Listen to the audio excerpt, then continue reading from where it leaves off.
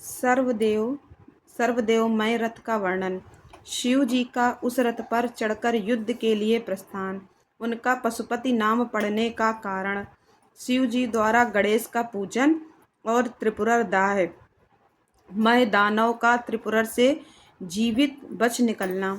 व्यास जी ने कहा, शैम प्रवर सनंत कुमार जी, आपकी बुद्धि बड़ी उत्तम है। आप सर्वज्ञ हैं। ताते आपने परमेश्वर शिव को कथा सुनाई है, वह अत्यंत अद्भुत है। अब बुद्धिमान विश्वकर्मा ने शिव जी के लिए जिस देवमय एवं परमोत्कृष्ट दिव्य रथ का निर्माण किया था, उसका वर्णन कीजिए। सूत जी कहते हैं, मुने व्यास जी की यह बात सुनकर मुनीश्वर सनंत कुमार शिव जी के चरण कमलों का स्मरण करके बोले। सनंत कुमार जी ने कहा, महाबुद्धिमान मुनिवर व्यास जी, मैं शिव जी के पाद पद्यों का स्मरण करके अपनी बुद्धि के अनुसार रथ की निर्माण कथा का वर्णन करता हूँ, सुनो। तदनंतर विश्वकर्मा ने रुद्रदेव के लिए बड़े यत्न से आदर पूर्वक सर्वलोकमय दिव्य रथ की रचना की। वह सर्वसम्मत तथा सर्वभूतमय रथ सुवर्ण का बना हुआ था। उसके दाहिने चक्र में सूर्य और वाम चक्र में चंद्रमा विराजमान थे। दाहिने चक्र में 12 अरे लगे हुए थे, जिनमें 12 सूर्य प्रतिष्ठित थे, और बायां पहिया 16 अरों से युक्त था, जिनमें चंद्रमा की 16 कलाएं विराजमान थीं। उत्तम व्रत का पालन करने वाले विपेंद्र, अश्विनी आदि सभी 27 नक्षत्र भी उस वाम चक्र की ही शोभा बढ़ा रहे थे। विप्रश्रेष्ठ 6 ऋतियों उन दोनों पहियों की नेमी बनी अंतरिक्ष रथ का उग्रभाग हुआ, और मंदराचल ने रथ की बैठक का स्थान ग्रहण किया। उदयाचल और अस्ताचल ये दोनों उस रथ के कुबर हुए। महामेरु अधिष्ठान हुआ, और शाखा पर्वत उसके आश्रय स्थान हुए। संवत्सर उसी रथ का वेग, उत्तरायण और दक्षिणायन दोनों लोह धारक मुहूर्त बंदुर रस्सा कलाएं उसकी कीले हुई, काष्ठाएं उसका घोड़ा, नासिका रूप अग्रभाग, क्षण अक्षदंड निमेष अनुकर्ष नीचे का काष्ठ, और लव ईशा दंड हुए। द्युलोक इस रथ का अवरुद्ध, ऊपर पर्दा तथा स्वर्ग और मोक्ष ध्वजाएं हुई। अभ्रमु ऐरावत की पत्नी और कामधेनु जुए के अंतिम छोर पर स्थित हुए। अव्यक्त प्रकृति उसका ईशा दंड, बुद्धि नडवल अहंकार कोना, और पंच महाभूत उसका बल थे। मुनिश्रेष्ठ इंद्रियां उसके चारों ओर से विभूषित कर रही थी, और श्रद्धा उस रथ की चाल थी। उस समय वेदों के 6 अंग ही उसके भूषण, और पुराण न्याय मीमांसा तथा धर्मशास्त्र उपभूषण हुए। संपूर्ण शुभ लक्षणों से युक्त बल संपन्न श्रेष्ठ मंत्र घंटा के स्थानापन्न हुए, और वर्ण तथा आश्रम उसके पाद बने। सहस्त्र फणों से सुशोभित शेष नाग बंधन रज्जु हुए, और दिशाएं तथा उपदिशाएं उसके पाद बनी। पुष्कर आदि तीर्थों ने रत्न जटित स्वर्णमय पताकाओं का स्थान ग्रहण किया, और चारों समुद्र उस रथ के आच्छादन वस्त्र बने। गंगा आदि सभी श्रेष्ठ सरिताओं ने सुंदरी स्त्रियों का रूप धारण किया, और समस्त आभूषणों से विभूषित हो हाथ में चंवर ले यत्र तत्र स्थित होकर वे रथ की शोभा बढ़ाने लगी।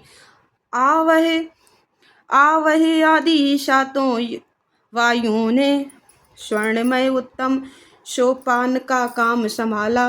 लोकालोक पर्वत उसके चारों ओर का उपसोपान, और मानस आदि सरोवर उसके सुंदर बाहरी विषम स्थान हुए। सारे वृषाचल उसके चारों ओर के पास बने, और नीचे के लोकों के निवासी उस रथ का तल भाग हुए। देवादिदेव भगवान ब्रह्मा लगाम पकड़ने वाले सारथी हुए और ब्रह्मा दैत्यवत ओमकार उन ब्रह्मदेव का चाबुक हुआ। आकार ने विशाल छत्र का रूप धारण किया। मंदराचल पाशर्व भाग का दंड हुआ। शैलराज हिमालय धनुष और स्वयं नागराज शेष उसकी प्रत्यंचा बने। श्रुति रूपिणी सरस्वती देवी उस धनुष की घंटा हुई और महातेजस्वी विष्णु बाण तथा अग्नि उस बाण के नोक बने। मुने चारों वेद उस रथ में जुतने वाले 4 घोड़े कहे गए हैं। इसके बाद शेष बची हुई ज्योतियां उन अश्वों की आभूषण हुई। विष से उत्पन्न हुई वस्तुओं ने सेना का रूप धारण किया। वायु बाजा बजाने वाले और व्यास आदि मुख्य मुख्य ऋषि वाहक हुए। मुनीश्वर अधिक कहने से क्या लाभ, मैं संक्षेप में ही बतलाता हूँ कि ब्रह्मांड में जो कुछ वस्तु थी वह सब उस रथ में विद्यमान नहीं थी। इस प्रकार बुद्धिमान विश्वकर्मा ने ब्रह्मा और विष्णु की आज्ञा से उस शुभ रथ का तथा रथ सामग्री का निर्माण किया था। सनंत कुमार जी कहते हैं, महर से इस प्रकार के महान दिव्य रथ में जो अनेक विध आश्चर्यों से युक्त था, वेद रूपी अश्वों को जोत कर ब्रह्मा ने उसे शिव को समर्पित कर दिया। शंभु को निवेदित करने के पश्चात जो विष्णु आदि देवों के सम्मानीय एवं त्रिशूल धारण करने वाले हैं, उन देवेश्वर की प्रार्थना करके ब्रह्मा जी उन्हें उस रथ पर चढ़ाने लगे। तब महान ऐश्वर्यशाली सर्वदेवमय शंभु रथ सामग्री से युक्त उस दिव्य रथ पर आरूढ़ हुए। उस समय ऋषि देवता गंधर्व नाग लोकपाल और ब्रह्मा विष्णु भी उनकी स्तुति कर रहे थे। गान विद्या विशारद अप्सराओं के गण उन्हें घेरे हुए थे। सारथी के स्थान पर ब्रह्मा को देखकर उन वरदायक शंभु की विशेष शोभा हुई। लोक की सारी वस्तुओं से कल्पित उस रथ पर शिव जी चढ़ ही रहे थे कि वेद शंभूत वे घोड़े सिर के बल पर भूमि पर गिर पड़े। पृथ्वी में भूकंप आ गया, सारे पर्वत डगमगाने लगे। सहसा शेषनाग शिव जी का भार न सह सकने के कारण आतुर हो कांप उठे। तब उसी क्षण भगवान धरणीधर ने उठकर नंदीश्वर का रूप धारण किया और रथ के नीचे जाकर उसे ऊपर को उठाया। परंतु नंदीश्वर भी रथारूढ़ महेश के उस उत्तम तेज को सहन न कर सके, अतः उन्होंने तत्काल ही पृथ्वी पर घुटने टेक दिए। तत्पश्चात भगवान ब्रह्मा ने शिव जी की आज्ञा से हाथ में चाबुक ले घोड़ों को उठाकर उस श्रेष्ठ रथ को खड़ा किया। तदनंतर महेश द्वारा अधिष्ठित उस उत्तम रथ में बैठे हुए ब्रह्मा जी ने रथ में जुते हुए उन मन और वायु के समान वेगशाली वेदमय अश्वों को उन तपस्वी दानवों के आकाश स्थित तीनों पुरों को लक्ष्य करके आगे बढ़ाया। तत्पश्चात लोकों के कल्याण करता भगवान रुद्रदेवों की ओर दृष्टिपात करके कहने लगे, सूर्यश्रेष्ठों, यदि तुम लोग देवों तथा अन्य प्राणियों के विषय में पृथक पृथक पशुत्व की कल्पना करके उन पशुओं का आधिपत्य मुझे प्रदान करोगे, तभी मैं उन असुरों का संहार करूंगा, क्योंकि वे दैत्य श्रेष्ठ तभी मारे जा सकते हैं, अन्यथा उनका वध असंभव है। सनंत कुमार जी कहते हैं, मुने अगाध बुद्धि संपन्न देवादिदेव भगवान शंकर की यह बात सुनकर सभी देवता पशुत्व के प्रति सशंकित हो उठे, जिससे उनका मन खिन्न हो गया। तब उनके भाव को समझकर देव अंबिकापति शंभु करुणार्द्र हो गए। फिर वे हंसकर यूं देवताओं से इस प्रकार बोले। शंभु ने कहा, देव श्रेष्ठों, पशुभाव प्राप्त होने पर भी तुम लोगों का पतन नहीं होगा। मैं उस पशुभाव से विमुक्त होने का उपाय बतलाता हूँ, सुनो और वैसा ही करो। समाहित मन वाले देवताओं, मैं तुम लोगों से सच्ची प्रतिज्ञा करता हूँ कि जो इस दिव्य पाशु पतिव्रत का पालन करेगा वह पशुत्व से मुक्त हो जाएगा। श्रेष्ठों, तुम्हारे अतिरिक्त जो अन्य प्राणी भी मेरे पाशुपत व्रत को करेंगे वे भी निसंदेह पशुत्व से छूट जाएंगे। जो नैष्ठिक ब्रह्मचर्य का पालन करते हुए 12 वर्ष तक, 6 वर्ष तक अथवा 3 वर्ष तक मेरी सेवा करेगा अथवा कराएगा, वह पशुत्व से विमुक्त हो जाएगा। इसलिए श्रेष्ठ देवताओं, तुम लोग भी जब इस परमोत्कृष्ट दिव्य व्रत का पालन करोगे तो उसी समय पशुत्व से मुक्त हो जाओगे, इसमें कुछ भी संशय नहीं है। सनंत कुमार जी कहते हैं, मैड से परमात्मा महेश्वर का वचन सुनकर विष्णु और ब्रह्मा आदि देवताओं ने कहा, तथेति, बहुत अच्छा, ऐसा ही होगा। इसीलिए बड़े बड़े देवता तथा असुर भगवान शंकर के पशु बने और पशुत्व रूपी पाश से मुक्त करने वाले रुद्र पशुपति, तभी से महेश्वर का पशुपति यह नाम विश्व में विख्यात हो गया। यह नाम समस्त लोकों में कल्याण प्रदान करने वाला है। उस समय संपूर्ण देवता तथा ऋषि हर्षमग्न होकर जय जयकार करने लगे और देवेश्वर ब्रह्मा विष्णु तथा अन्य प्राणी भी परमानंद मग्न हो गए। उस अवसर पर परमात्मा शिव का जैसा रूप प्रकट हुआ था, उसका वर्णन सैकड़ों वर्षों में भी नहीं हो सकता। तदनंतर जो शिवा तथा संपूर्ण जगत के स्वामी और समस्त प्राणियों के सुख प्रदान करने वाले हैं, वे महेश्वरियों सुसज्जित होकर त्रिपुर का संहार करने के लिए प्रस्थित हुए। जिस समय देवदेव महादेव त्रिपुर का विनाश करने के लिए चले, उस अवसर पर देवराज आदि सभी प्रधान देवता भी उनके साथ प्रस्थित हुए। पर्वत के समान विशाल काय उन सुरेश्वरों का मन प्रसन्न था। वे सूर्य के समान प्रकाशित हो रहे थे। वे सभी हाथों में हलशाल, मुशल, भुशुंडी और नाना प्रकार के पर्वत जैसे विशाल आयुधों का धारण करके हाथी, घोड़े, सिंह, रथ और बैलों पर सवार हो चल रहे थे। उस समय जिनके शरीर परम प्रकाशमान थे और मन महान उत्साह से संपन्न थे तथा जो नाना प्रकार के अस्त्र शस्त्रों से सुसज्जित थे, वे इंद्र, ब्रह्मा और विष्णु आदि देव शंभु की जय जयकार बोलते हुए महेश्वर के आगे आगे चले। सभी दंडी एवं जटाधारी मुनि हर्ष मनाने लगे और आकाशचारी सिद्ध तथा चारण पुष्पों की वृष्टि करने लगे। विपेंद्र त्रिपुर की यात्रा करते समय जितने गणेश्वर शिव जी के साथ थे, उनकी गणना करके कौन पार पा सकता है। तथापि मैं कुछ का वर्णन करता हूँ। योगिनी समस्त गणराजों में श्रेष्ठ भृंगी गणेश्वर तथा देवगणों से गिरकर विमान पर आरूढ़ हो महेंद्र की भांति त्रिपुर का विनाश करने के लिए चले।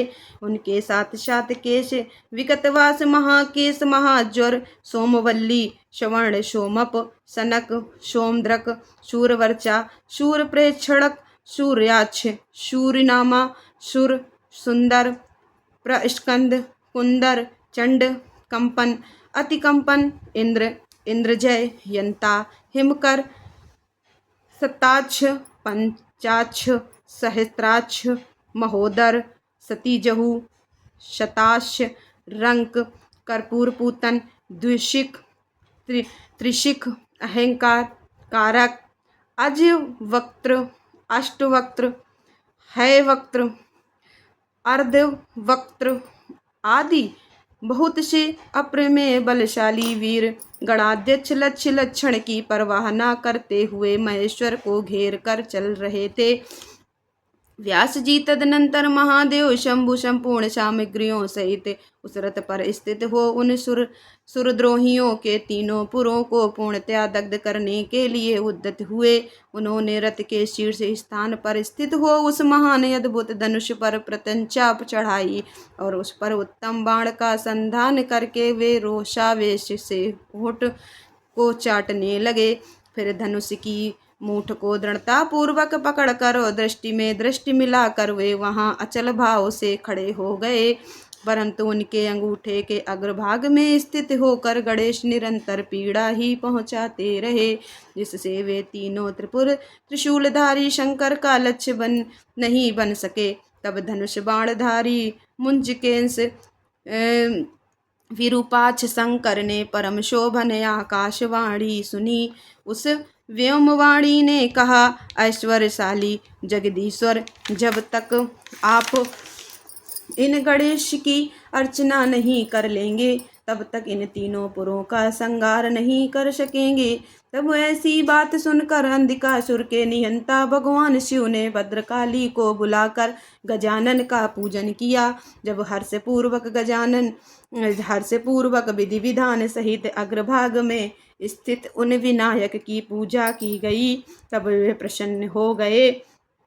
फिर तो भगवान शंकर को उन तारक पुत्र महामनस्वी दैत्यों के तीनों नगर यथोक्त रूप से आकाश में स्थित दिख पड़े। इस विषय में कुछ लोग ऐसा कहते हैं कि जब शिव जी स्वयं स्वतंत्र पर ब्रह्मा सगुण निर्गुण सबके द्वारा अलक्ष्य स्वामी परमात्मा निरंजन पंचदेवमय पंचदेवों के उपास्य और परमात्मा पर प्रभु हैं, वे ही सबके उपास्य हैं, उनका उपास्य कोई नहीं है। तब सबके वंदनीय पर ब्रह्मा स्वरूप उन देवेश्वर महेश्वर के विषय में यह बात उचित नहीं जान पड़ती कि उनकी कार्य सिद्धि अन्य की कृपा पर अवलंबित हो, परंतु मुने उन देवादिदेव वरदानी महेश्वर के चरित्र में लीलावश सब कुछ घटित हो सकता है। अस्तु इस प्रकार जब गणाधिप का पूजन करके महादेव जी स्थित हुए तब वे तीनों पुर कालवश शीघ्र ही एक तात को प्राप्त हो गए। मुने इन त्रिपुरों के परस्पर मिलकर एक हो जाने पर महान आत्मबल से संपन्न देवताओं को महान हर्ष हुआ। तब संपूर्ण देवगण सिद्ध और परमर्षि अष्टमूर्तिधारी शिव की स्तुति करके उच्च स्वर से जय जयकार करने लगे। उस समय ब्रह्मा और जगदीश्वर विष्णु ने कहा, महेश्वर तारक के पुत्र उन त्रिपुर निवासी दैत्यों के वध का समय भी आ गया है। विभो, इसीलिए ये पुर एकता को प्राप्त हो गए हैं। अतः देवेश, जब तक ये त्रिपुर पुनः विलग हो उसके पहले ही आप बाण छोड़कर इन्हें भस्म कर डालिए और देवताओं का कार्य सिद्ध कीजिए। मुने, तदनंतर शिव जी ने धनुष की डोरी चढ़ाकर उस समय पूज्य पाशुपतास्त्र नामक बाण का संधान किया और उसे वे त्रिपुर पर छोड़ने का विचार करने लगे। शंकर जी ने जिस समय अपने अद्भुत धनुष को खींचा था उस समय अभिजित मुहूर्त चल रहा था। उन्होंने धनुष की टंकार तथा दुष्य सिंहनाद करके अपना नाम घोषित किया और उन महाअसुरों को ललकार कर करोड़ों सूर्यों के समान प्रकाशमान उस भीषण बाण को उन पर छोड़ दिया। तब जिसके नोक पर अग्निदेव प्रतिष्ठित थे और जो विशेष रूप से पाप का विनाशक तथा विष्णुमय था, उस महान जाज्वल्यमान शीघ्रगामी बाण ने उस त्रिपुर निवासी दैत्यों को दग्ध कर दिया। तत्पश्चात वे तीनों पुर भी भस्म हो गए और एक साथ ही चारों समुद्रों रूपी मेखला वाली भूमि पर गिर पड़े। उस समय शिव जी की पूजा का अतिक्रमण कर देने के कारण सैकड़ों दैत्य उस बाण स्थित अग्नि से जलकर हाहाकार मचा रहे थे। जब भाइयों सहित तारकाक्ष जलने लगा तब उसने अपने स्वामी भक्तवत्सल भगवान शंकर का स्मरण किया और मन ही मन महादेव को देखकर परम भक्ति पूर्वक नाना प्रकार से विलाप करता हुआ वह उनसे कहने लगा। तारकाक्ष बोला, भाव आप हम पर प्रसन्न हैं, यह हमें ज्ञात हो गया है। इस सत्य के प्रभाव से आप फिर अब कब भाइयों सहित हमको दग्ध करेंगे। भगवान, जो देवता और असुरों के लिए अब अप्राप्य है वह आपके हाथ से मरण रूप दुर्लभ लाभ हमें प्राप्त हो गया। अब जिस जिस योनि में हम जन्म धारण करें वहाँ हमारी बुद्धि आपकी भक्ति से भावित रहे। मुने, यूं वे दैत्य विलाप कर ही रहे थे कि शिव जी की आज्ञा से उस अग्नि ने उन्हें अद्भुत रीति से जलाकर राख की ढेरी बना दिया। व्यास जी और भी जो बालक और वृद्ध दानव थे वे शिवाज्ञानुसार उस अग्नि द्वारा शीघ्र ही जलकर भस्म हो गए। यहाँ तक कि उन त्रिपुरों में जितनी स्त्रियां और पुरुष थे वे सब के सब उस अग्नि से उसी प्रकार दग्ध हो गए जैसे कल्पांत में जगत भस्म हो जाता है। उस समय उस भीषण अग्नि से कोई भी स्थावर जंगम बिना जले नहीं बचा, किंतु असुरों का विश्वकर्मा अविनाशी में बच गया, क्योंकि वह देवों का अविरोधी शंभु के तेज से सुरक्षित और सद्वक्त था। विपत्ति के अवसर पर भी वह महेश्वर का शरणागत बना रहता था। जिन दैत्यों तथा अन्य प्राणियों का भाव अभाव अथवा कृत्य अकृत्य के प्राप्त होने पर नाशकारक पतन नहीं होता, वे विनाश से बचे रहते हैं। इसलिए सत्पुरुषों को अत्यंत संभावित उत्तम कर्म के लिए ही प्रयत्न करना चाहिए, क्योंकि निंदित कर्म करने से प्राणी का विनाश हो जाता है। अतः गर्हित कर्म का आचरण भूलकर भी न करें। उस समय भी जो दैत्य बंधु बांधवों सहित शिव जी की पूजा में तत्पर थे, वे सब के सब शिव पूजा के प्रभाव से दूसरे जन्म में गणों के अधिपति हो गए।